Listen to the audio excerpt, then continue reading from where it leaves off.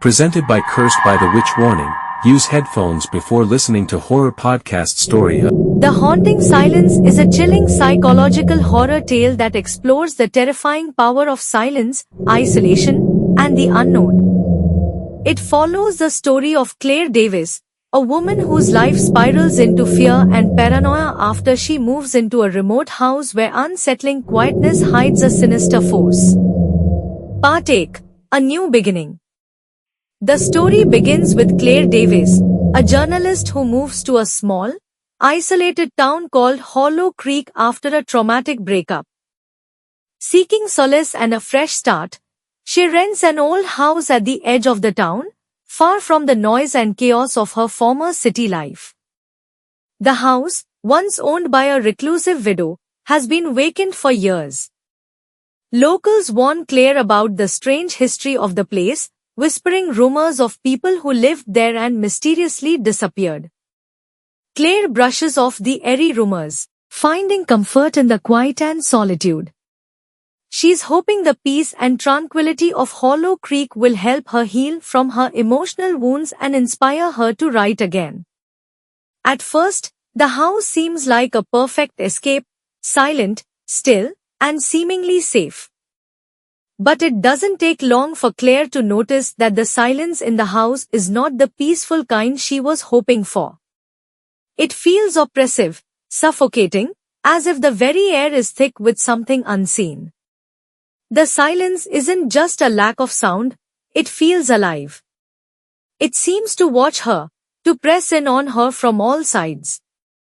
At night, Claire finds herself listening intently for something, anything, but the house remains unnervingly quiet. There are no creaks of settling wood, no rustling of wind, no birds, no insects. It's as if the world outside the house has gone mute. The longer she stays, the more the silence begins to weigh on her mind. Part 2. The unsettling quiet. As days pass, Claire starts experiencing strange, unnerving phenomena. She hears faint sounds, like whispers on the edge of hearing, only for them to vanish when she tries to listen closer. Footsteps echo in the hallways at night, but when she investigates, no one is there. At times, she hears her name being softly spoken from the corners of empty rooms, though the house remains deadly quiet when she tries to confront whatever is calling her. The strange occurrences begin to gnaw at Claire's sanity. She sleeps with the lights on, but the silence in the house makes it impossible to rest. During the day, the house feels frozen in time, with each room bathed in an eerie stillness. The silence becomes louder, more unbearable. It's not just an absence of noise, it's as if the silence itself is alive, creeping into her thoughts, filling her mind with dread. Claire starts to notice things out of place, furniture that shifts positions overnight, doors that were closed left open in the morning. She tries to tell herself that she's just imagining things, that the isolation is getting to her. But the quiet continues to grow, as if the house itself is waiting for something. The more Claire tries to ignore it, the worse it becomes. The silence starts to hum at night, a low, almost inaudible frequency that reverberates through the walls, filling her with unease. She feels like she's being watched by something in the silence, something that hides just beyond her perception. The townspeople, who once greeted her warmly, begin to withdraw when she tries to talk about the strange occurrences. They exchange nervous glances, offering vague excuses about the house and its reputation. Part 3. Discovering the house's dark history.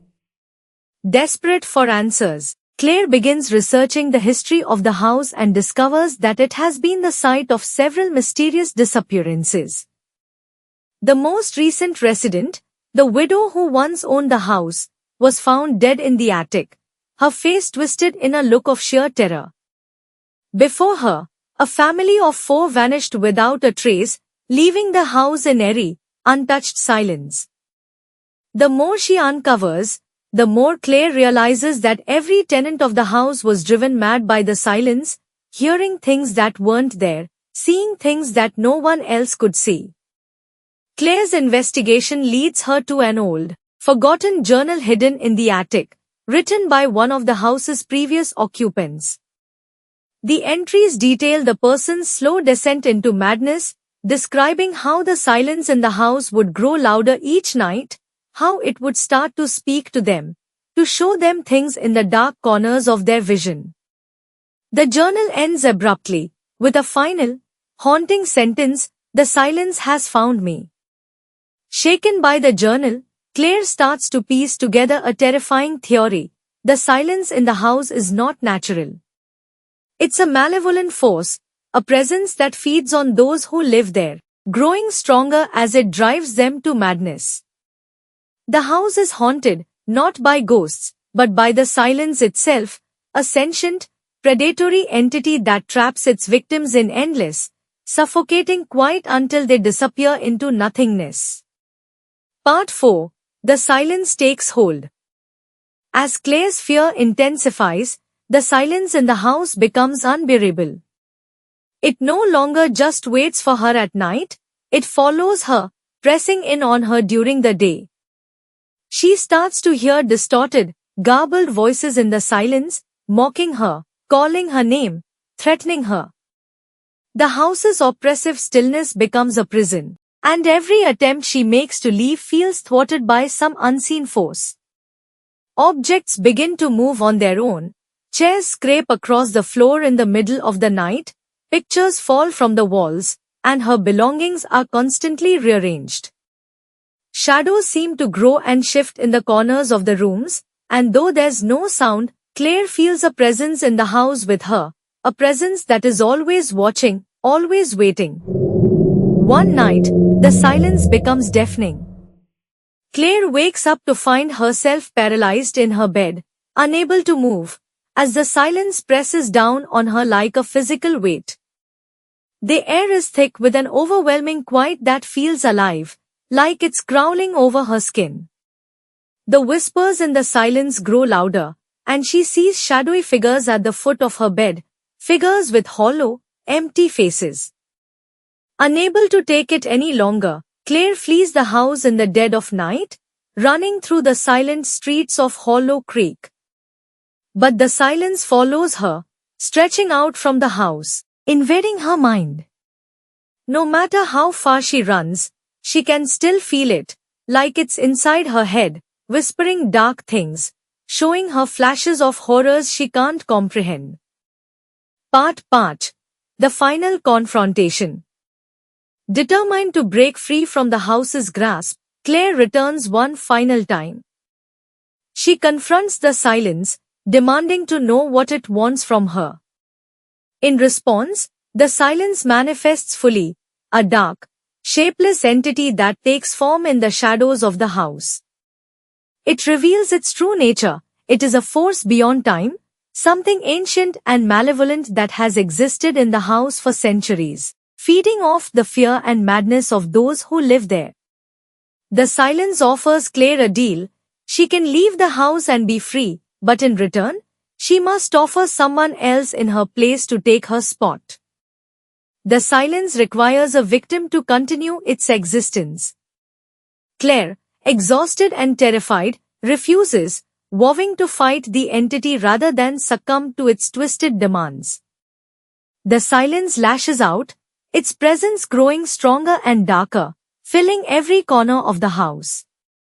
In a desperate bid to destroy it, Claire sets fire to the house, believing that destroying the place where the silence resides will banish it for good. As the flames rise, the silence screams, a horrifying, piercing sound that echoes through the night. Part 6. The Aftermath. The next morning, the house is nothing but ashes. Claire survives the fire but is forever changed by the experience. The town of Hollow Creek seems relieved that the cursed house is finally gone, but they still avoid her, whispering behind her back.